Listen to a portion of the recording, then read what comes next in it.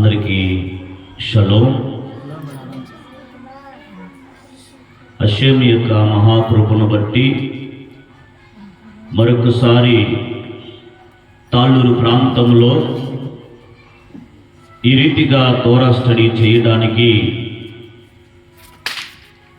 సర్వోన్నతుడైనటువంటి దేవుడు మనకిచ్చిన గొప్ప భాగ్యమును బట్టి హషేమ్ నామము దీవించబడునుగాక. తాళ్ళూరు ప్రాంతంలో దేవుని యొక్క ప్రణాళిక సంపూర్ణంగా నెరవేర్చబడట కొరకు అసమాధానములో ఉన్న ప్రతి పరిస్థితి కూడా సమాధానమైన స్థితికి వచ్చినట్లు దైవ సంకల్పము ఈ ప్రాంతంలో పరిపూర్ణపరచబడట కొరకు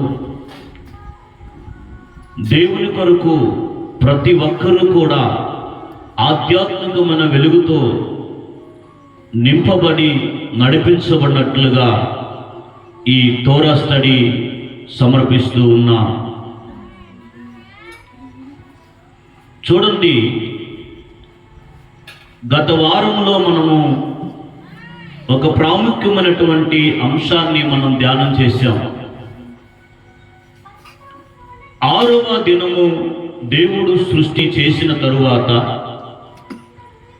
చాలా మంచిది అనేటువంటి ఆ మాటని పలకటం అనేది మనం నేర్చుకొని ఉన్నాం. హీబ్రూలో టోవ్ మెవోద్ అని చెప్తారు. చాలా మంచిది అనేటువంటి పదాన్ని ప్రతిరోజు కూడా చేసినప్పుడు మనం గత వారం నేర్చుకున్నప్పుడు చూడండి, వారమునకు 7 రోజులు, మనకి ఆదివారము సోమవారము అని ప్రారంభిస్తారు. కానీ హీబ్రూలో దినమును లెక్కించేటువంటి ఆ విధానము, ఆ పేరులు ఏమిటి అని అంటే యోమ్ యెహర్, యోమ్ శని, యోమ్ శ్లేసి, యోమ్ రెవివి, యోమ్ ఖమిషి, యోమ్ షిషి. 7వ రోజు షబ్బాత్. ఓకే, 6వ రోజు సృష్టి చేసినప్పుడు దానికి యోమ్ షిషి అని చెప్పడం జరిగింది. హే అనేటువంటి అక్షరాన్ని ఎందుకు చెప్పారు అక్కడ? ప్రతి రోజుకి చెప్పకుండా 6వ రోజుకు ఎందుకు చెప్పారు అనేటువంటి విషయాన్ని మనము గత వారము తోరా స్టడీ మనం చేసినప్పుడు మనం నేర్చుకొని ఉన్నాం. ఈరోజు హే అనేటువంటి అక్షరాన్ని గురించి మనం నేర్చుకోబోతున్నాం. మనకి బేతేల్ తోరా ఇండియా తరపున మరి ఉపదేశ సార్ గారు హీబ్రూ క్లాసులు నేర్పిస్తున్నారు. ఎవరైనా ఆసక్తి కలిగి నేర్చుకోవాలి, హీబ్రూ ఒరిజినల్ యొక్క బైబిల్ యొక్క అక్షరాలు నేర్చుకొని హీబ్రూ నేర్చుకొని చదివి ఆధ్యాత్మికంగా అనేకమైన విషయాలు గ్రహించాలనుకుంటే మరి సార్ గారిని సంప్రదించి హీబ్రూ నేర్చుకోవచ్చు. చాలా అవకాశం ఉంది. ఎందుకు హీబ్రూ నేర్చుకోవాలి అనేటువంటి విషయాన్ని మనం ప్రస్తావించినప్పుడు ఈరోజు ఆ విషయంలో మనకి చాలా క్లారిటీ అనేది వస్తుంది. చూడండి, మనకి హీబ్రూలో 22 అక్షరాలు ఉంటాయి. చాలా చాలా ప్రాముఖ్యమైనటువంటి భాష హీబ్రూ భాష. ఎందుకు అనంటే మనకి తోరా రాసినప్పుడు ఏమన్నారు అనంటే, తోరా నుండి ఒక పొల్లైనా ఒక సున్నా అయినా తీసివేయడానికి లేదు, కలపడానికి లేదు అని అన్నాడు. సున్నా ఏంటి, పొల్లేంటి? తెలుగులో ట్రాన్స్లేషన్ చేసినప్పుడు అలా చేశారు. సున్నా పొల్లు అని అంటే ఏంటి అని అంటే హీబ్రూలో ఏమని చెప్పారు అంటే దాని గురించి ఏదైనా ఒక లెటరు, ఒక అక్షరము, ఒక పదము నుండి మనము వేరు చేయకూడదు. హీబ్రూ అక్షరాల గురించి మాట్లాడుతూ చెప్పబడినటువంటి మాట అది. ఎందుకు అనంటే హీబ్రూ యొక్క అక్షరాలు ఏదైనా ఒక అక్షరము ఒక పదములో మిస్ అయ్యింది అని అంటే అది చాలా చాలా ఆ భాషని మనం అమంగళం పరిచిన దాంతో సమానం అవుతుంది. ఉదాహరణకి మీకు అర్థం కావడానికి ఒక విషయాన్ని తీసుకొని వస్తాను. మనకి కెమిస్ట్రీ లాంగ్వేజ్లో వాటర్ని H2O అంటారు. ఏమంటారు? H2O అంటే 2 హైడ్రోజన్ పరమాణువులు ఒక ఆక్సిజన్ పరమాణువు కలిపి నీరు అని చెప్తారు. మనం నీరు అంటాం తెలుగులో. నీరు అంటే ఏంటి? అది ఎలా ఫామ్ అయింది, అది ఎలా ఏర్పడింది అని అంటే మనకు తెలియదు తెలుగులో. కానీ కెమిస్ట్రీ లాంగ్వేజ్ గురించి మనం ఆలోచించి అక్కడికి వెళ్ళి దాన్ని మనం స్టడీ చేసినట్లయితే 2 హైడ్రోజన్ పరమాణువులు ఒక ఆక్సిజన్ పరమాణువు కలిపి వాటర్ ఫామ్ అయింది. అందులో ఏ ఒక్కటి తీసేసినా కానీ వాటరు ఫామ్లో ఉండదు, దాని స్థితిని కోల్పోతుంది. అది ఎందుకు అని అంటే మనం వేడి చేసినప్పుడు అది ఏమైపోతుంది?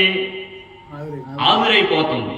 అలాంటి ఆవిరిగా ఉన్న దానిని ఒక ఫార్ములాకు తీసుకొని వచ్చి రావడాన్ని ఆ ఫార్ములాని ఏమంటున్నారంటే H2O అనేటువంటి ఆ పదాన్ని ఉపయోగిస్తున్నారు. కాబట్టి వాటరు మనకి నీరుగా కనిపిస్తున్నటువంటి యొక్క నీరు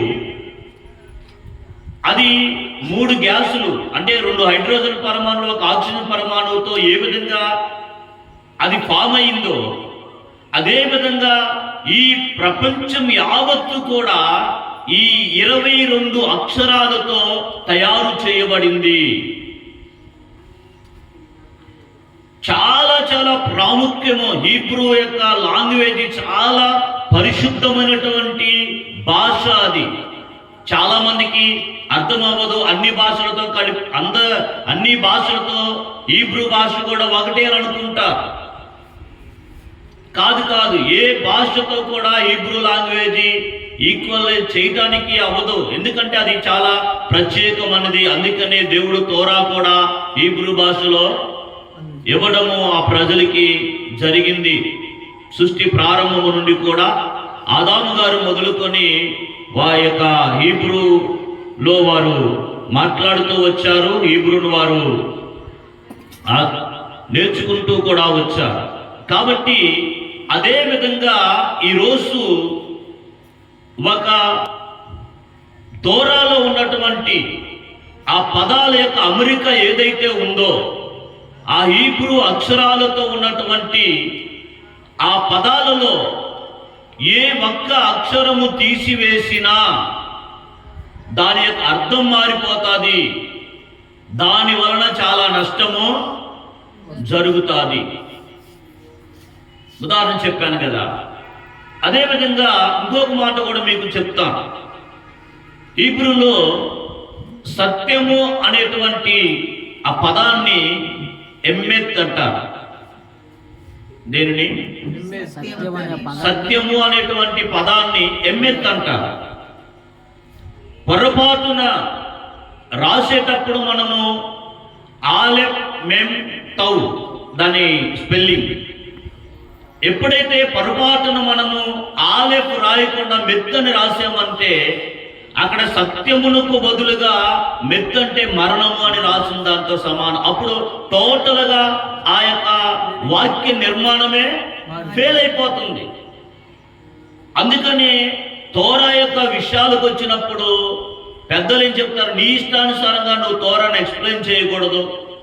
యూదియా పెద్దల యొక్క ఆధ్వర్యంలో వారి యొక్క విధానములో నేర్చుకొని తోరా యొక్క ఎక్స్ప్లెనేషన్స్ ఇవ్వాలే తప్ప, ఎందుకంటే మనకి ఇవ్వలేదు కాబట్టి, మనకు ఆ యొక్క ఎక్స్ప్లెనేషన్ మనకు తెలియదు కాబట్టి మనం దాన్ని ఎలా పడితే అలాగా ప్రకటించుకుంటా వెళ్ళిపోతే వాస్తవాన్ని ప్రపంచానికి అందించాల్సిన మనము దేవుని ఎదుట ప్రతి ఒక్కరిని నీతిమంతులుగా తీర్చిదిద్ది దేవుని ఎదుట నిలబెట్టాల్సినటువంటి మనము మన మిషన్ యొక్క భూప్రపంచంలో ఫెయిల్ అయిపోయి దేవుని అదికి వెళ్ళలేకుండా అయిపోయే పరిస్థితి వస్తుంది. అందుకనే హీబ్రూ అక్షరాలు చాలా పర్ఫెక్ట్గా నేర్చుకోవాలి,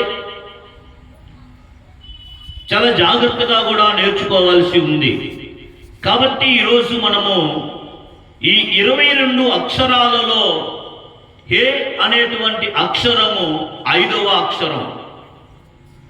ఇది ఎందుకు నేను తీసుకొని వస్తున్నానంటే, ఎందుకు దేవుడు యోమ్ హా శిషి అని 6వ దినం గురించి చెప్పారు? తెలుగులో అలాగ లేదు. ఏముంది? దేవుడు తాను చేసినది యావత్తును చూసినప్పుడు అది చాలా మంచిదిగా ఉండెను, అస్తమయము ఉదయము కలుగగా 6వ దినం ఆయను. ప్రతి దినము గురించి ఎలా రాశారో తెలుగులో కూడా అలాగే రాశారు. కానీ హీబ్రూలో అక్కడ హే అనేటువంటి అక్షరాన్ని రాశారు. అది మనం గుర్తించాలి. ఎందుకు హీబ్రూ నేర్చుకోవాలంటే దీనికోసమే మనం నేర్చుకోవాలి. ఈ హే అనేటువంటి యొక్క అక్షరం ఏదైతే ఉందో దానికి అర్థము ఏమిటి అని పెద్దలు చెప్తున్నారు అని అంటే, చూడడం. ఏంటది? చూడడం, శ్వాస అంటే మనం ఊపిరి తీసుకోవడం, ఇలాంటి అర్థాలతో కూడినటువంటిది హే అనేటువంటి అక్షరం. ఈ హే అనేటువంటి అక్షరాన్ని గురించి మనం మాట్లాడినప్పుడు హషేము తన యొక్క పేరు ఈ ప్రపంచానికి రివీల్ చేసినప్పుడు నిర్గమాకాండములో చెప్తారు, నా పేరు నిరంతరము కూడా నా జ్ఞాపకార్థ నామము ఇదే అని. అక్కడ 4 అక్షరాల యొక్క పేరుని రివీల్ చేస్తారు. ఎన్ని అక్షరాలు? 4 అక్షరాలు. హషేముకి చాలా పేర్లు ఉన్నాయి. అందులో చాలా ప్రత్యేకమైనది, ప్రాముఖ్యమైనది పేరు ఏమిటి, దాని యొక్క స్థాయిని బట్టి అని అంటే ఈ 4 అక్షరాల పేరు. హీబ్రూలో యోద్ డాష్, హే డాష్, వావ్ డాష్, హే. ఎందుకు డాష్ అని అన్నామంటే ఆ హీబ్రూ యొక్క పదాలని మనము ఆ మధ్యలో ఆ డాష్ అనేటువంటి పదం లేకుండా మనం చెప్పకూడదు. ఆ ప్రొనౌన్సియేషన్ కరెక్ట్గా లేకపోతే యోద్ ఖే వావ్ ఖే అని పలకాలి, ఖెత్ పలకాలి. అందుకని మనం మధ్యలో డాష్ అని చెప్పడం జరిగింది. ఈ 4 అక్షరాల పేరు హషేముకి ఇవ్వబడినటువంటి పేరు. ఆ పేరును బట్టి మనము ఆలోచించినట్లయితే మొట్టమొదటిగా కల్దీల దేశంలో ఉన్నటువంటి అబ్రాము అనేటువంటి ఒక వ్యక్తి, దేవుడు అతన్ని పిలిచిన తరువాత అతని పేరు మార్చడం జరిగింది. మార్చడా? అంతకుముందు అబ్రాము అని పిలుస్తారు. ఆరాము దేశంలో ఉన్నప్పుడు అబ్రాము అని పిలిచారు. దేవుడు 17వ అధ్యాయము ఆదికాండానికి వచ్చినప్పుడు 5వ వచనాన్ని మనం గమనించినట్లయితే,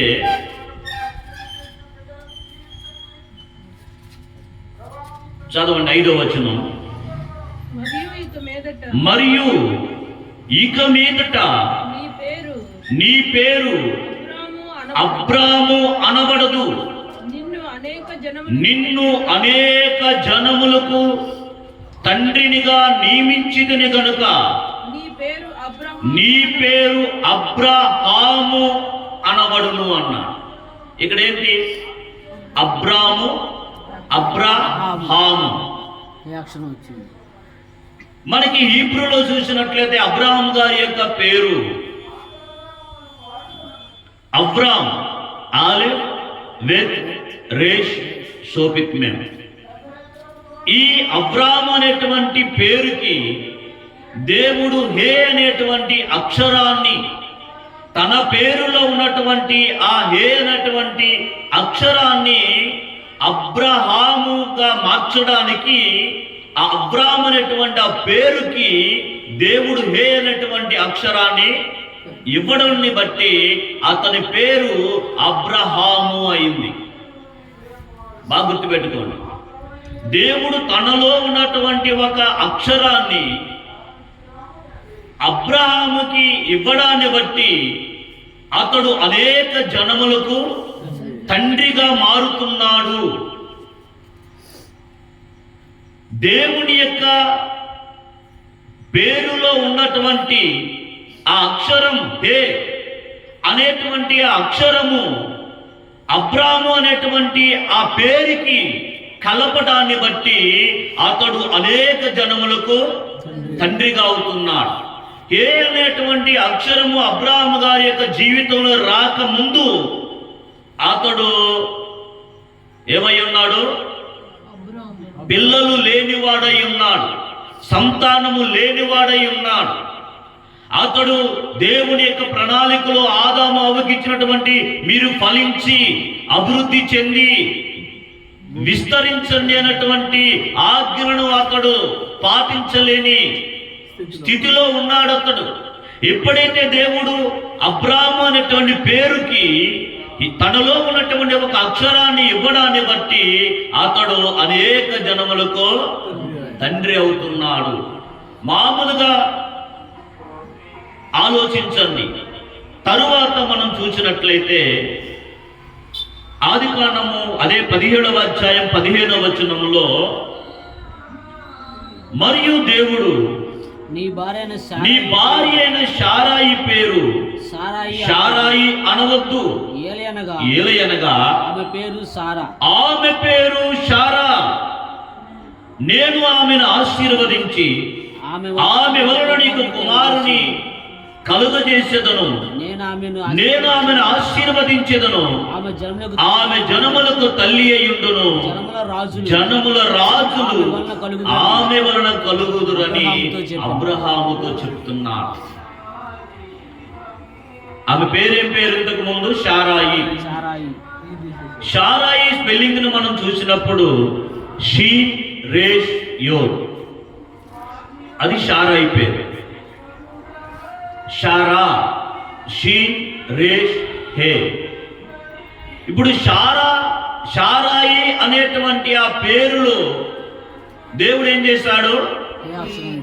హే అనేటువంటి అక్షరాన్ని ఇవ్వడాన్ని బట్టి ఆమె ఏమైంది? శారా అయింది. ఈ పదం ఏమిటి? ఆమె దేవుడు ఆమెను ఆశీర్వదిస్తున్నాడు, దేవుడు ఆమెను కూడా ఫలింపజేస్తున్నాడు, ఆమెను దేవుడు వృద్ధిలోనికి తీసుకొని రాబోతున్నాడు. ఆమె ఫలించడాన్ని బట్టి అబ్రాహాము గారి యొక్క పేరు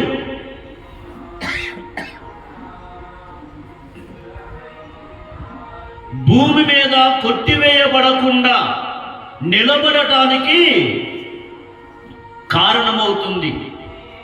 బాగా గమనించండి. అబ్రహాముగా మారాడు, శారాయి శారాగా మారింది. అంటే దేవుని యొక్క పేరులో కూడా 2 హే అనేటువంటి అక్షరాలు ఉంటాయి. ఎన్ని ఉంటాయి? 2 అక్షరాలు ఉంటాయి.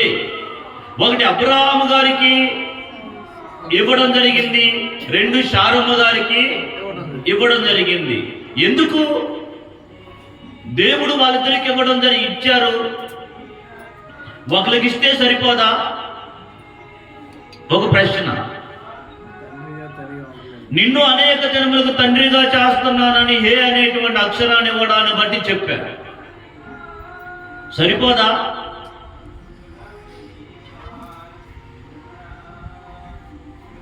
ఇక్కడ ఈమె అనేక జనములకు తల్లి అవుతాదని చెప్పేసి శారాయి పేరు శారాగా ఏ అనేటువంటి అక్షరాన్ని ఇక్కడ కూడా ఇవ్వడం జరిగింది. ఎందుకు అలాగా ఇద్దరికి ఆయన యొక్క పేరులో ఉన్నటువంటి 2 లెటర్స్ ఎందుకు ఇస్తున్నాడు ఎవరైనా ఆన్సర్ చేయండి. వాళ్ళిద్దరి వల్లే కదా వచ్చేది. ఆ? వాళ్ళిద్దరి వల్లే కదా సార్ అందరూ వచ్చేది, రాజులు కానీ. Very good answer. కుటుంబ వ్యవస్థ ముందుకు వెళ్ళడానికి ఇద్దరు కూడా చాలా అవసరం. భార్యాభర్తల యొక్క అక్కడ దేవుడు ఎందుకు వాళ్ళిద్దరికీ ఆయన తనలో ఉన్నటువంటి ఆ పేరులో ఉన్న ఆ 2 అక్షరాలు ఇవ్వడం జరిగింది అంటే, అతడు కుటుంబ వ్యవస్థని కాపాడటానికి ఒక తండ్రిగా అబ్రహాము గారు ఎంత ప్రాముఖ్యమో, ఒక తల్లిగా శారమ్మ గారు కూడా అంతే ప్రాముఖ్యం. వారిద్దరి యొక్క జీవిత విధానము ఈ ప్రపంచానికి ఆదర్శవంతంగా ఉండడానికి. ఎందుకంటే వారిద్దరి ద్వారానే దేవుని యొక్క ప్రణాళిక ఈ ప్రపంచములో దేవుడు నెరవేర్చబోతున్నాడు. అందుకనే ఆయన పేరులో ఉన్న ఆ ప్రాముఖ్యమైనటువంటి ఆ అక్షరాన్ని ఇద్దరికి కూడా ఇవ్వడము జరిగింది.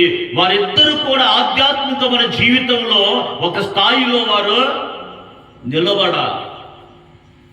ఒకరు తూర్పు ఒకరు పడమర అంటే అదేంటి? ఆ కుటుంబ వ్యవస్థ ముందుకు వెళ్ళడము కష్టం. దేవుని యొక్క ప్రణాళిక భూమి మీద ఆ కుటుంబము ద్వారా జరగటము కష్టం.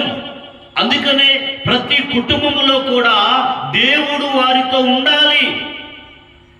దేవుడు వారితో ఉండాలంటే ఆ కుటుంబములో తల్లి తండ్రుల యొక్క ఆ బాధ్యత ఎలా ఉండాలంటే ఒక యూనిటీగా ఉండాలి, ఒక ఐక్యతగా ఉండాలి. పెద్దలు చెప్తారు, ఏ కుటుంబములో అయితే, ఏ భార్యాభర్తల మధ్యలో అయితే సమాధానం ఉంటుందో అక్కడ షకీనా ఉంటది. దేవుని యొక్క సన్నిధి వారితో ఉంటుంది. కాబట్టి ఆ కుటుంబములో దేవుని యొక్క సన్నిధి ఉండాలి, ఆ కుటుంబములో దేవుని యొక్క ప్రసన్నత ఉండాలి. వారిద్దరు కలిసి దేవుని యొక్క ప్రణాళికకి పునాది లాంటి వారు. ఎవరు? భార్యాభర్త. అంటే అబ్రాహాము గారు శారమ్మ గారు ఇద్దరు కూడా ప్రపంచ భవిష్యత్తుకు వారు నాంది. ఈరోజు నీవు నేను తోరా అని ఆ విషయాలను మనం నేర్చుకోగలుగుతున్నామంటే వారు వేసినటువంటి ఆ పునాది వారి భవిష్యత్ తరము, 4వ తరము సినాయి పర్వతం దగ్గర తోరానే అందుకున్నారు. కాబట్టి గమనించండి, భార్యాభర్తలిద్దరి యొక్క ఆ ఇంపార్టెన్స్ కుటుంబ వ్యవస్థలో దేవుని ప్రణాళికలో ఎంత ఇంపార్టెంట్ అనేది తీసుకొని రావడానికి నేను ఈ యొక్క విషయాన్ని తీసుకొని వస్తున్నా. కాబట్టి నేను రాను వెళ్ళిపో అంటే ఏంటి కదా? కాబట్టి దేవుని యొక్క ప్రణాళిక వీరిద్దరి ద్వారా ఈ ప్రపంచంలో జరగబోతుంది. కాబట్టి దేవుడు ఆ హేనటువంటి తనలో ఉన్నటువంటి అక్షరాలని దేవుడు వారిద్దరికీ ఇవ్వడం జరిగింది. పెద్దలు చెప్తారు, ఇది దేవుని యొక్క కృప. ఇదేమిటి? దేవుని యొక్క కృప. దేవుని యొక్క దయను బట్టి వారిద్దరి యొక్క జీవితము గొడ్రాలుగా ఉన్నటువంటి వారు, పిల్లలు లేనటువంటి స్థితిలో ఉన్నటువంటి వారు 100 సంవత్సరాలుగా జీవిస్తూ వారికంటూ ఒక వారి రూపము ఈ భౌతిక ప్రపంచంలోనికి రాలేని స్థితిలో ఉన్నటువంటి వారు ఎప్పుడైతే దేవుడు తన ఏనటువంటి అక్షరాన్ని వారికి ఇవ్వటము బట్టి వారు ఫలించారు. ఒక అద్భుతమైనటువంటి సోల్ ఇస్సాకు గారిని భౌతిక ప్రపంచానికి తీసుకొని వచ్చారు. కాబట్టి ఈ హేనటువంటి అక్షరం అంటే దానికి అర్థమైన దేవుడు ఆ కుటుంబముతో ఉండాలి అంటే వాళ్ళిద్దరూ కూడా ఆధ్యాత్మికమైన విషయంలో కలిసి పైకి రావాలి, అభివృద్ధి చెందాలి, ఆశీర్వాదకరంగా వారు ఉండాలి అనేటువంటి విషయాన్ని ఇక్కడ నేను మీకు జ్ఞాపకం చేస్తా ఉన్నాను. ఇదొకటి. చాలా చాలా ఎక్స్ప్లెనేషన్స్ ఉన్నాయి. నేను తీసుకొని వస్తున్నటువంటి ఎక్స్ప్లెనేషన్ ఏనటువంటి అక్షరాన్ని గురించి మనకి ఆదికాండము 2వ అధ్యాయము 4వ వచనాన్ని మనం చదివినప్పుడు చదవండి.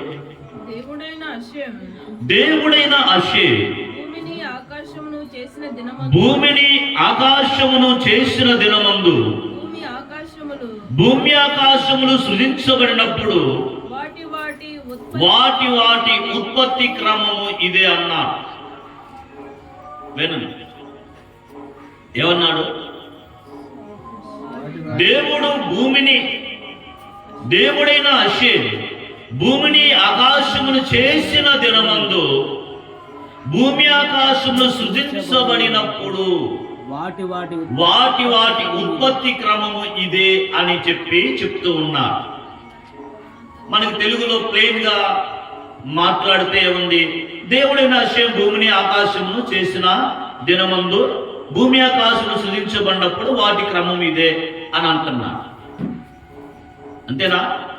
కానీ దానికి మనము సరిగ్గా అర్థం చేసుకోవాలి, సరైనటువంటి ఎక్స్ప్లెనేషన్స్ మనకు కావాలి అని అంటే మనం ఖచ్చితంగా హీబ్రూకు వెళ్ళి నేర్చుకోవాల్సిందే. ప్రతి అక్షరము కూడా చాలా చాలా ఇంపార్టెంట్ హీబ్రూలో. ఏంటి? ప్రతి అక్షరము ఇంపార్టెంటే. ఏ అక్షరము కూడా అది ఊరకనే పెట్టాలనే దానికి లేదు. నీకు నాకు అది అర్థం కాలేదు అంతే. కానీ ప్రతి అక్షరము దాని యొక్క అర్థం అనేది ఉంది. వింటున్నటువంటి వారు ఈ విషయాలని జాగ్రత్తగా మనము నేర్చుకోవాలి. హీబ్రూలో నేను చదువుతున్నాను, వినండి. ఎల్లే తోల్దో హా షమాయిం వేహా ఆరేస్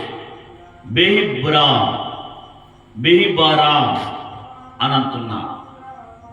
చూడండి, ఎల్లే తోల్దో అంటే తోల్దోత్ అంటే జనరేషన్స్, ఉత్పత్తి క్రమం ఇదే అని అన్నాడు కదా.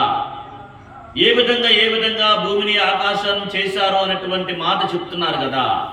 దానికి తోల్దోత్ షమాయిం అంటే షమాయిం అంటే ఏంటి? హీబ్రూలో ఆకాశములు.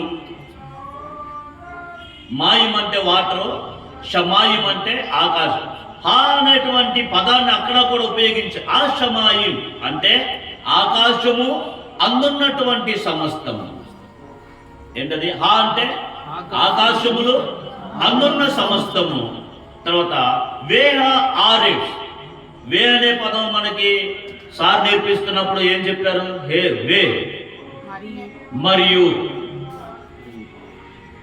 అంటే ఆకాశములు అందున సమస్తము మరియు వేహ ఆరేస్ భూమి అందున్నటువంటి సమస్తము బెహిబరా సృజించబడినప్పుడు అని మాట్లాడుతున్నారు.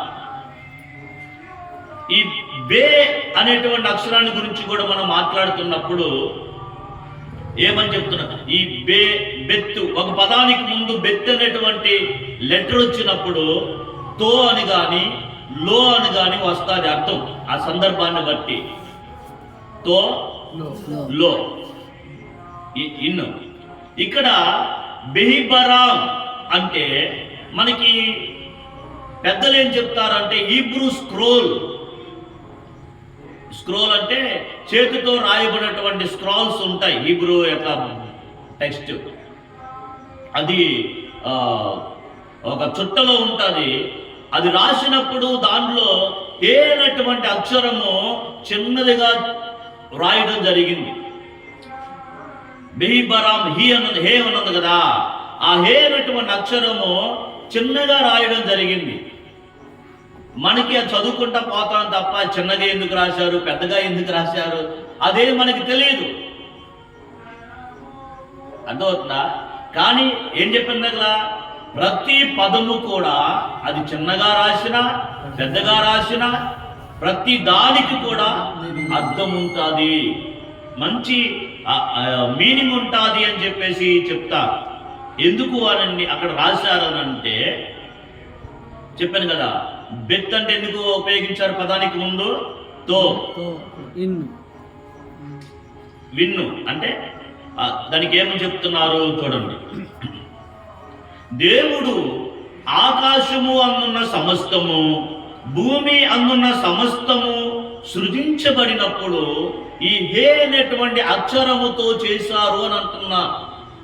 దేన్ని? ఆకాశము అందున్న సమస్తము, భూమి అందున్న సమస్తము కూడా దేవుడు హే అనేటువంటి అక్షరము ద్వారా చేయడం అనేది జరిగింది. ఎలా చేశారు ఏంటి అని అంటే దాని ఎసెన్స్ అవన్నీ మనకు తెలిస్తే తప్ప దాని గురించి మనకు అవగాహన లేదు. మనం సామాన్యంగా ప్రారంభంలో చెప్పాను నీరు అని అంటున్నాం, కానీ సైన్స్ డెవలప్ అయిన తర్వాత కెమిస్ట్రీ లాంగ్వేజ్ మాట్లాడుతున్నప్పుడు నీరు ఎలా ఫార్ములోకి వచ్చింది అని చెప్పేసి నిరూపించడానికి దానికి H2 అనేటువంటి ఫార్ములా తీసుకొని వచ్చి మాట్లాడుతున్నారు. ఓ దీన్ని బట్టి నీరు ఎలాగొచ్చిందా అని చెప్పేసి అందరూ అనుకుంటున్నారు. తెలియని వాళ్ళకి తెలియదు అనుకోండి, తెలిసిన వాళ్ళు ఆ యొక్క జ్ఞానం ఉన్నటువంటి వాళ్ళు దానికి ఆ విధంగా అర్థం చేసుకున్నారు. అదేవిధంగా హీబ్రూ యొక్క అక్షరాల యొక్క ఆ హోలీనెస్, ఆ పరిశుద్ధత, దాని యొక్క కెపాసిటీ, దాని పవర్, దాని స్ట్రెంగ్త్, అదంతా ఏమిటి అనేది నీకు అర్థమైతే అప్పుడు ఎలాగా ఆకాశం అందున్న సమస్తము చేశారు ఈ హే అనే అక్షరముతో, ఎలాగ భూమి అందున్న సమస్తమును కూడా చేశారు అనేటువంటి ఆ పదంలోనికి మనము రాగలుగుతాం. అది రానప్పుడు మనకు అర్థం కాలేదు. ప్లెయిన్ సెన్స్లో మనం ఇలాగ నేర్చుకోవాల్సిందే. అర్థమవుతుందా? కాబట్టి ఎందుకు ఆ బెహిబరామ్ అనేటువంటి ఆ పేరులో ఈ హే అనేటువంటి అక్షరము ఎందుకు చిన్నదిగా చేశారు అని రాశారు అని అంటే పైనున్నవి కిందున్నవి ఈ మొత్తం కూడా ఈ హే అనేటువంటి అక్షరముతోనే చెయ్యడము జరిగింది. అలాగే మన కంటికి కనబడుతున్నటువంటి ప్రతిదీ కూడా సూర్యుడు గాని, చంద్రుడు గాని, నక్షత్రాలు గాని, గాలి గాని అన్నీ కూడా హీబ్రూ లెటర్స్ ద్వారానే చేయబడ్డాయి. అందులో ఏ ఒక్కటి లేకపోయినా అది ఉండదు, శూన్యం. గుర్తుపెట్టుకోండి. కాబట్టి దేనికి కూడా మనము దేన్ని కూడా ఇది ఇది ఇది ఏదో అని అనుకోవడానికి లేదు. ప్రతిదానికి లోతైనటువంటి అర్థాలు ఉంటాయి, లోతైనటువంటి మీనింగ్ ఉంటుంది. అది మనం అర్థం చేసుకొని ముందుకు వెళ్ళగలిగితే అద్భుతమైనటువంటి విధంగా మనం ఈ యొక్క విషయాలనే నేర్చుకోవచ్చు. అందుకనే యోమాశిషి అని చెప్తున్నాడు. 6వ రోజు హే అనేటువంటి అక్షరాన్ని ఎందుకు ఆడ పెట్టాడు అని అంటే దాని ప్రాముఖ్యత గురించి చెప్పడానికి ఈ 2 ఉదాహరణలు తీసుకొని వచ్చా. కుటుంబ వ్యవస్థకి దేవుడు చాలా ఇంపార్టెంట్. దేవుడు లేకుండా మేము ఉన్నామని ఏ కుటుంబం అనుకుంటుందో అది కుటుంబము అనబడదు. గుర్తుపెట్టుకోండి. తరువాత ఈ హే అనేటువంటి అక్షరము ఎన్నో లెటరు? 22 అక్షరాలు కదా మొత్తం. ఈ 22 అక్షరాల్లో హే అనేటువంటి అక్షరము ఎన్నో లెటరు? 5వ లెటరు. అర్థమవుతుందా? మానవుడు ఎన్నో రోజు సృజించబడ్డాడు? 6వ రోజు. మానవుడు 6వ రోజు సృజించబడినప్పుడు ఆ 6వ దినాన్ని ముగించడానికి దేవుడు హే అనేటువంటి అక్షరాన్ని ఎందుకు రాస్తున్నాడు అన్నదానికి పెద్దలు ఎలా వివరిస్తున్నారు అని అంటే షబ్బాతు 88A అనేటువంటి ఆ శాస్త్రంలో ఏమని మాట్లాడుతున్నారు అని అంటే ఇశ్రాయేల్ యొక్క భవిష్యత్తు ఇది ప్రారంభము. రాబోయేటువంటి భవిష్యత్తులో ఇశ్రాయేల్ యొక్క ప్రజలు ఈ 5 పుస్తకాలను స్వీకరిస్తారు అని చెప్పడానికి 6వ దినము సృజించబడినటువంటి మానవుడు భవిష్యత్తులో రాబోతున్నటువంటి 5 పుస్తకాలను ఏమేంటి?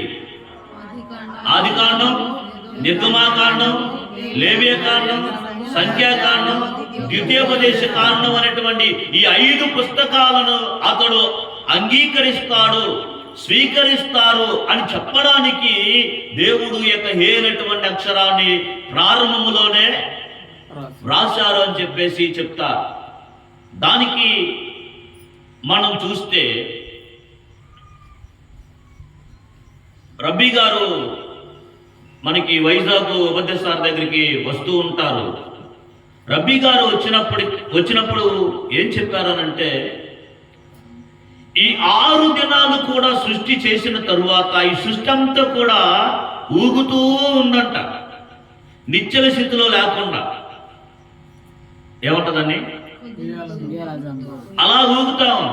ఎప్పుడైతే షబ్బాత్ వచ్చిందో అప్పుడు అది ఒక స్థితికి రావడం జరిగింది, ఒక స్టాండర్డ్ గా ఉండడం జరిగింది. దానికి ఎలా ఎందుకు ఈ సృష్టి అంతా కూడా అలాగ ప్రారంభములో ఊగుతా ఉంది అని అంటే, దాని గురించినటువంటి వివరణ ఎలా తీసుకొని వస్తా ఉన్నారు అని అంటే, ఒకసారి చూడండి మాట. కీర్తన 76 8-9 వచనంలో ఒక మాట ఉంటుంది. కీర్తన 76 నీవు తీర్చిన తీర్పు ఆకాశములో నుండి వినబడజేసితివి. దేశంలో శ్రమనొందిన వారినందరినీ రక్షించుటకై న్యాయ తీర్పునకు దేవుడు లేచినప్పుడు భూమి భయపడే వరకు ఉండేను. ఇది ఇంపార్టెంట్. భూమి భయపడి ఊరక ఉండెను అని అంటున్నా. ఏమైందంట? భూమి భయపడి ఊరకుండెను. అదేంటి? తీర్పు జరిగితే మానవుడు భయపడాలి కానీ భూమి భయపడటం ఏంటి? భయపడి ఏమైందంట? ఊరక ఉండెను అన్న. ఏంటి ఆ ఎక్స్ప్లెనేషన్? దాన్ని ఎలా మనం అర్థం చేసుకోవాలి? రాసింది ఎవరు? మనకి కీర్తనలు బాగా గమనించండి. తోరా స్టడీ అంటే ఏదో కీర్తనలు ఉన్నాయి కానీ తగడగడ చదువుకుంటే వెళ్తాం కాదు. ఈ కీర్తనలు ప్రవక్తలు రాస్తా ఉన్నారు. జ్ఞాని అయినటువంటి సొలొమోనుగా రాశారు. దేవుని హృదయానుసారుడైన దావీదుగా రాశారు. లేవి యొక్క గోత్రంలో చూసినటువంటి వాళ్ళు రాశారు. కోరా కుమారులు రాశారు. మోషేగా రాశారు. ఆదాము గారు కూడా రాశారని చెప్పేసి చెప్తారు. బాగా అర్థం చేసి వాళ్ళు ఏ స్థాయిలో ఉన్నారు అని అంటే ప్రవక్తల స్థాయిలో ఉన్నారు. ఏ స్థాయిలో ఉన్నారు? ప్రవక్తల స్థాయిలో ఉన్నారు అని అంటే వారు అసలు ఏం చూస్తున్నారు, ఏం మాట్లాడుతున్నారు? భూమి భయపడటం చూస్తున్నారు, అది మౌనంగా ఉండటం కూడా చూస్తున్నారు. నువ్వు నేను చూడగలుగుతావా? ఈ వాక్యం ఎందుకు రాశాడు, ప్రవక్త ఎందుకు మాట్లాడుతున్నాడు, ఏంటి అనే విషయాలు మనకి ఎక్స్ప్లెనేషన్స్ రాకపోతే వాటిని మనం అర్థం చేసుకోలేము. చాలా విషయాలు కూడా అర్థం చేసుకోండి. ప్రవక్త అని అంటే నీవు నేను అర్థం చేసుకున్నటువంటి స్థాయి కాదు. ఒక పాస్టర్ గారిని అర్థం చేసుకున్నటువంటి స్థాయి కాదు ఇది.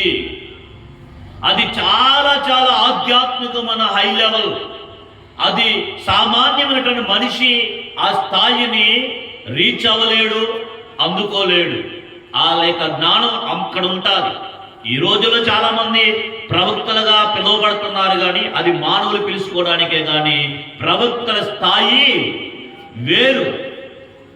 అయితే ఇక్కడ మనం ఏం చెప్పాలనుకుంటున్నాము? షబ్బాతు 88A6లో ఈ మాట మాట్లాడుతున్నారు. ఏమని? భూమి భయపడి ఊరుకుంది అని అంటున్నారు. భూమి ఎందుకు భయపడింది? భయపడితే పారిపోకుండా ఎందుకుంది? అది ఎందుకు కాముగా ఉంది?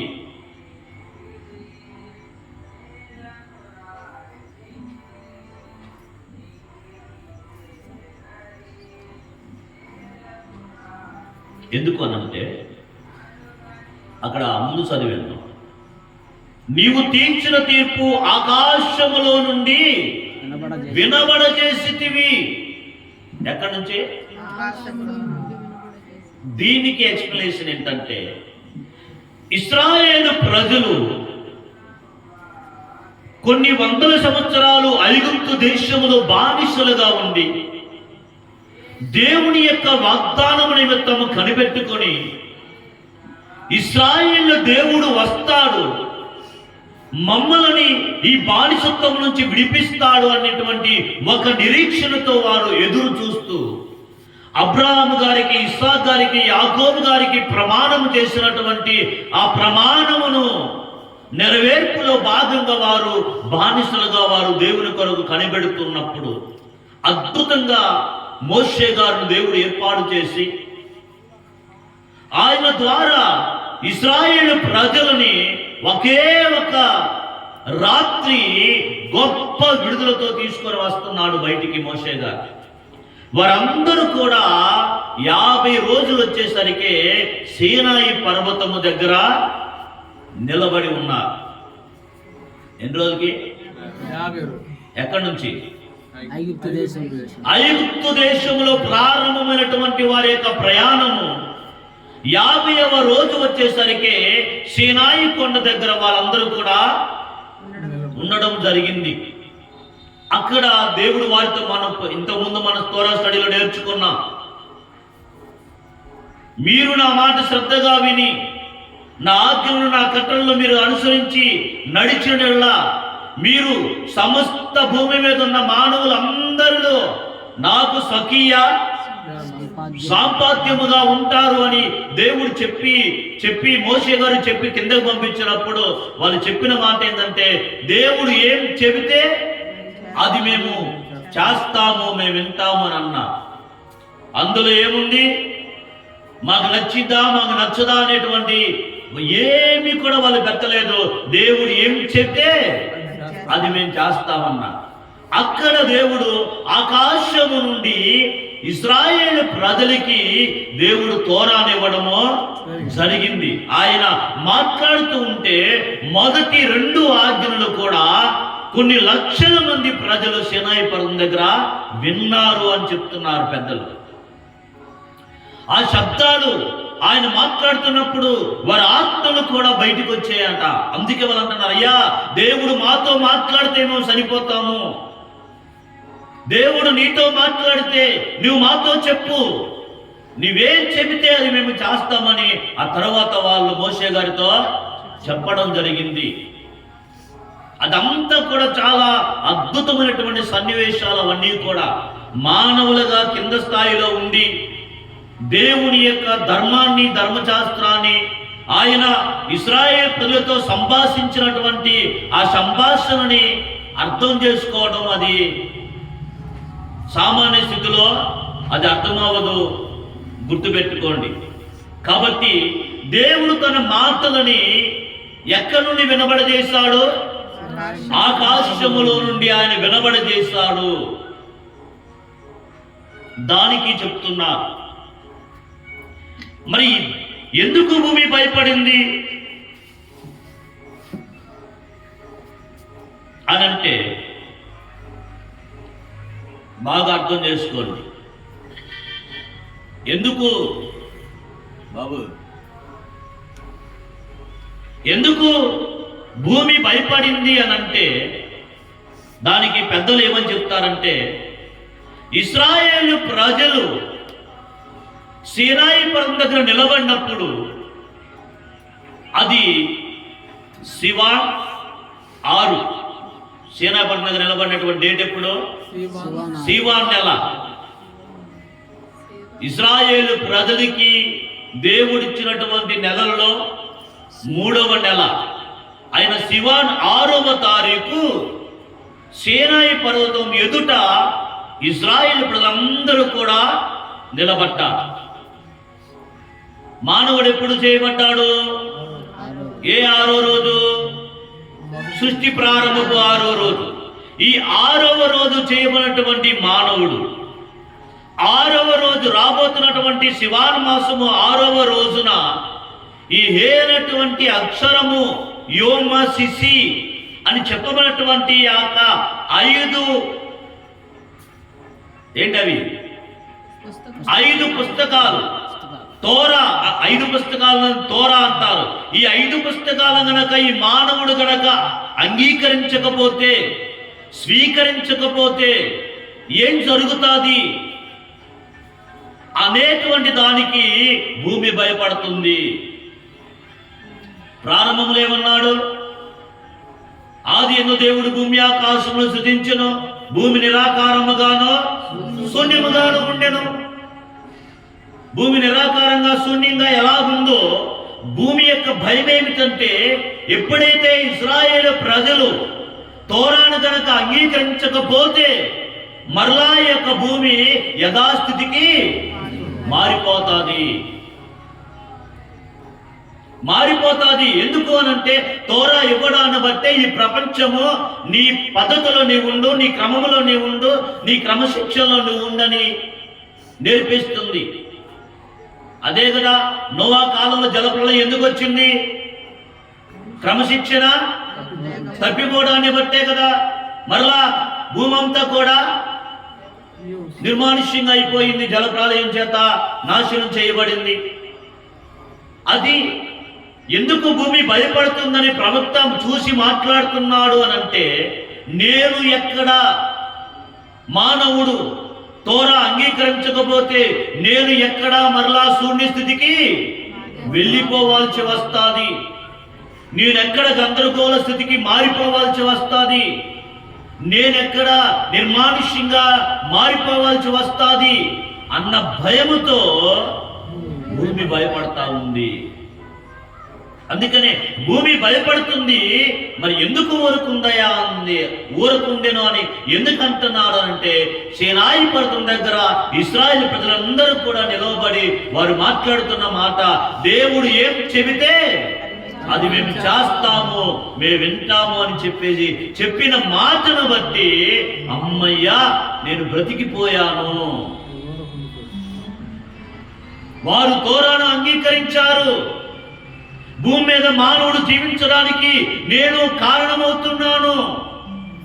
దేవుని ప్రజలు భూమి మీద బ్రతకాలి, దేవుని యొక్క ఉనికి భూమి మీదకి రావాలి, దేవుని యొక్క సన్నిధి భూమి మీదకి రావాలి అంటే నేను శూన్య స్థితికి మారిపోకూడదు. చూడండి, సృష్టి చాలా విశాలమైంది. ఇప్పటి వరకు కూడా మానవుడు దాన్ని ఛేదించలేనటువంటి పరిస్థితి, విశ్వము ఎంత ఉందో కూడా. అలాంటి విశ్వములో దేవుని యొక్క సన్నిధి భూమి మీదకి వచ్చిందే తప్ప మరి ఎక్కడికి కూడా ఆయన తన సన్నిధి తీసుకొని వెళ్ళలేదు. ఇశ్రాయేలు ప్రజలతో మాట్లాడుతున్నాడు, నేను వారిలో నివసించినట్లు వారు నాకు ఒక పరిశుద్ధ స్థలము నిర్మించాలి. ఎక్కడ నిర్మించాలి? భూమి మీద నిర్మించాలి. చూసారా, దేవుని యొక్క సన్నిధి భూమి మీదకి ఎక్కడ రాకుండా పోతుందేమోని భూమి తను భయాందోళనమైనటువంటి స్థితికి లోనయ్యింది. అంటే గమనించండి, మనకి అర్థం అవ్వట్లా. రైతు విత్తనం వేస్తున్నాడు, పంట పండిస్తుంటే తెచ్చుకుంటున్నాడు, హ్యాపీగా కాలు మీద కాలేసుకొని నాకు ఇన్ని ఎకరాలు పండిందని చెప్పుకుంటున్నాడు. అద్భుతమైనటువంటి బిల్డింగులు మానవుడి భూమి మీద కట్టుకుంటున్నాడు.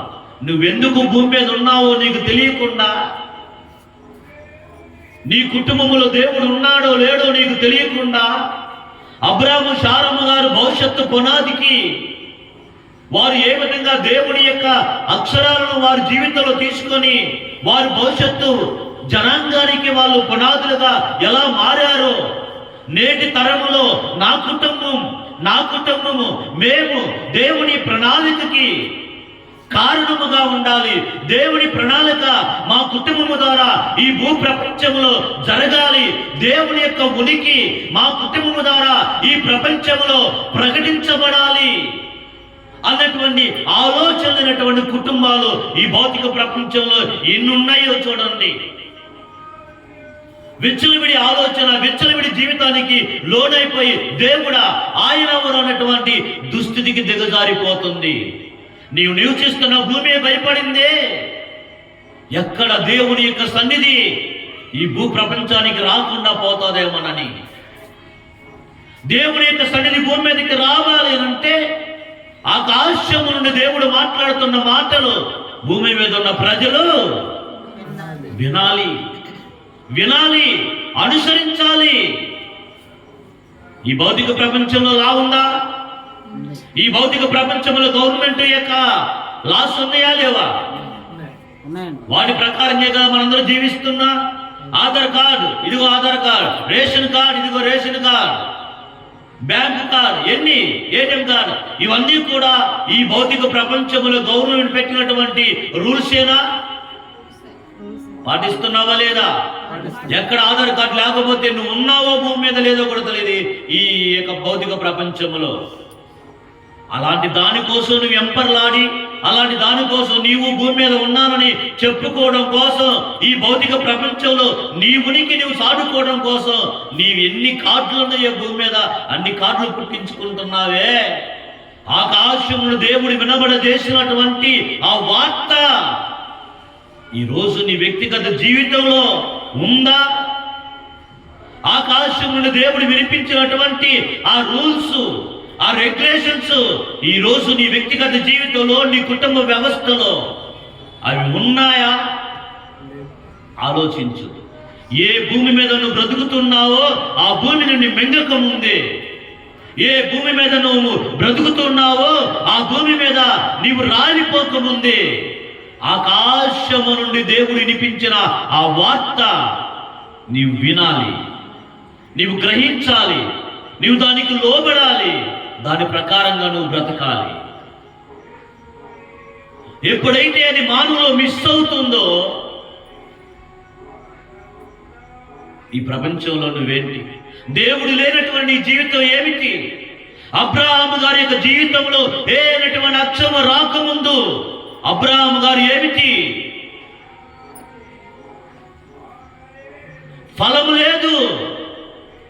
ఈరోజు చాలా మంది ఓహో అబ్రహాము గారి పిల్లలు లేరు కాబట్టి ఏనే అక్షరం ఇవ్వడం జరిగింది, మాకు పిల్లలు ఉన్నారు కాబట్టి దేవుడు మాతో ఉన్నారనా? చాలా మందికి అలా కూడా అర్థమవుతుంది. అలాగని కాదు, బాగా అర్థం చేసుకోండి. ఎప్పుడైతే సీనాయి పర్వతం దగ్గర ఇశ్రాయేలు ప్రజలు నిలవబడి దేవుడు ఏమి చెబితే అది చేస్తాము, మేము వింటాము అని చెప్పేసి వాళ్ళు చెప్పారో అప్పుడు భయపడుతున్నటువంటి ఆ భూమి నెమ్మదించింది. లేకపోతే చాలా ప్రమాదంలో పెద్దలు చెప్తారు, ఇశ్రాయేలు ప్రజల గనక తోరాను స్వీకరించకపోతే భూమి యథాస్థితికి, శూన్యస్థితికి మారిపోయేదే అని చెప్తారు. కాబట్టి మనకి కీర్తన 136వ కీర్తనలో ఎన్ని వచనాలు ఉంటాయి?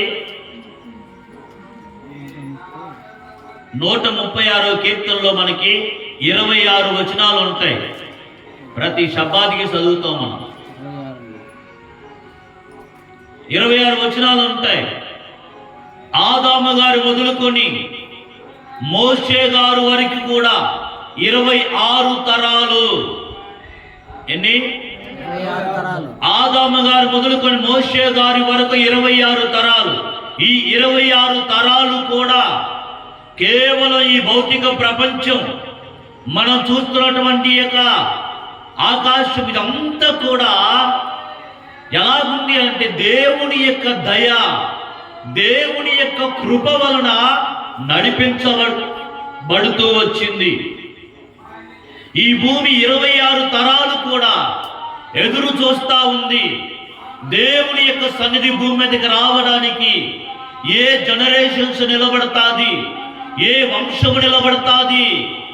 అందుకనే భూమి మీద ఇశ్రాయేలు యొక్క పేరు ఇప్పటి వరకు కూడా చెరిపోకుండా ఏమైంది? నిలువబడి ఉంది. ఇశ్రాయేలు ప్రజలతో ప్రారంభమైనటువంటి వంశాలు ఆ కాలంలో చాలా ఉన్నాయి. కానీ వాళ్ళెవ్వరూ కూడా ఈరోజు లేరు. ఆ వంశాలు, ఆ పేరులు, ఈజిప్ట్ ఫారోలు వాళ్ళెవ్వరూ లేరు.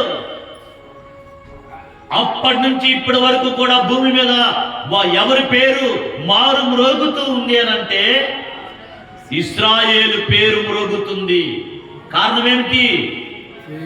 ఈ భూమి మీదకు దేవుని యొక్క సన్నిధి దిగి రావడానికి ఇశ్రాయేలు ప్రజలు కారణమయ్యారు. కాబట్టి ఈ భూమి వారి పేరుని మార్చిపోకుండా, వారి పేరు ఈ భూమి మీద తుడిచిపెట్టకుండా ఆ భూమి వారి పేరుని కాపాడుతూ ఉంది.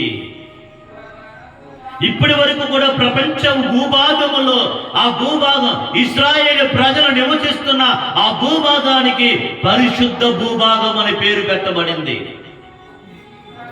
ఏం భూభాగం? పరిశుద్ధ భూభాగం అని పేరు పెట్టబడింది. అలాంటి అద్భుతమైనటువంటి ఆ భూభాగంలో దేవుని తోరాను అంగీకరించిన ఆ ప్రజలు నివసించడానికి కారణమయ్యారు. ఆలోచించండి, భూమి భయపడటానికి, భూమి మౌనంగా ఉండడానికి గల కారణాలు ఏమిటి? అది ఎక్కడో కీర్తనలో రాయబడింది కదండి.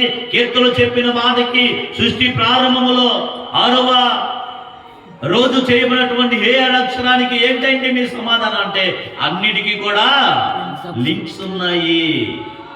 తోరా అన్నిటికీ లింక్స్. ఈ హే అనేటువంటి అక్షరము 5 నెంబరు. ఈ 5 నెంబరు భవిష్యత్తులో రాబోతున్న 5 తోరా పుస్తకాలకు సాదృశ్యంగా ఉంది. అందుకనే యోమా శిషి అన్నాడు. ఏ 6వ రోజైతే మానవుడు సృజించబడ్డాడో, ఏ 6వ రోజైతే దేవుని ఎదుట సీనాయి పర్వతం నిలబడి ఉన్నారో, అదే 6వ రోజున ఈ మానవుడు 5 పుస్తకాలను అంగీకరిస్తాడు, స్వీకరిస్తాడు అని భూమి 26 తరాల వరకు ఎదురు చూస్తా ఉంది. ఆ రోజున భూమి నెమ్మదించింది. అప్పటి నుంచి ఈ భూమి దేవుని యొక్క కార్యాలు భూమి జరగటానికి కారణమవుతా ఉంది. కాబట్టి ప్రియమైనటువంటి దేవుని బిడ్డలారా, ఇది 6వ రోజు చాలా మంచిది అని దేవుడు దేని చూసి మాట్లాడుతున్నాడంటే ఇంత భవిష్యత్తు ఉంది. ఆ హేరైనటువంటి అక్షరంలో 26 తరాలకు దేవుడు చూస్తా ఉన్నాడు. అది గుర్తుపెట్టుకోండి. తోరా అంటే సామాన్యంగా తెలుగులో రాశారు కదా, నేను అర్థం చేసుకుంటానన్నంత ఈజీ కాదు తోరాను మనం అర్థం చేసుకోవటము. అది ఖచ్చితంగా యూదియా పెద్దల ద్వారా నువ్వు నేర్చుకొని దాని ఎక్స్ప్లెనేషన్స్ ఏమిటి అని నేర్చుకొని దానిని అలా నేర్చుకొని ఉన్నట్టుగా నువ్వు ప్రకటించాలే తప్ప నీకు తోచినట్లుగా నువ్వు ప్రకటించుకుంటా వెళ్ళిపోతా ఉంటే ఎమ్మెత్ అని రాయాల్సింది ఆలెఫ్ అని రాయాల్సింది ఆలెఫ్ లేకపోతే మెత్తు మరణము, సత్యము మరణం అయిపోతుంది. అలాగా నీ జీవితంలో మిస్టేక్ జరగకుండా, ఇంకా నువ్వు అదే పాపపు స్థితిలో కొనసాగకుండా, అది ఇంకా నువ్వు క్రమ పద్ధతిలోనికి రాకుండా, ఎంతకాలం పోయినా నేను చెప్పేదే నిజం, నేను వినేదే నిజం అనుకొని భ్రమలో ఉండిపోకుండా వాస్తవికతలోనికి రండి.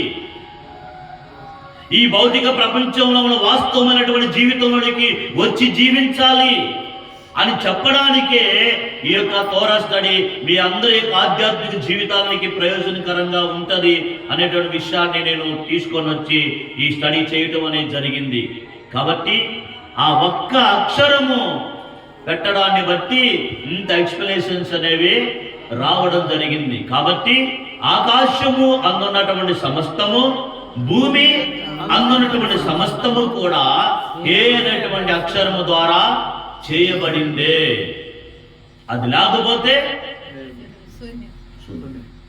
కాబట్టి ఈ తోరా స్టడీ ద్వారా మన ఆధ్యాత్మిక జీవితము బలపరచబడి తోరా యొక్క జ్ఞానములో ఇంకా మనం ఎదగాలని, లోతైనటువంటి విషయాలు ఇంకా అనేకమైనవి ఉన్నమన్న అవగాహనతో తోరా నేర్చుకోవడానికి ఆసక్తి కనబర్చాలని కోరుకుంటూ మీ అందరికీ షలోమ్.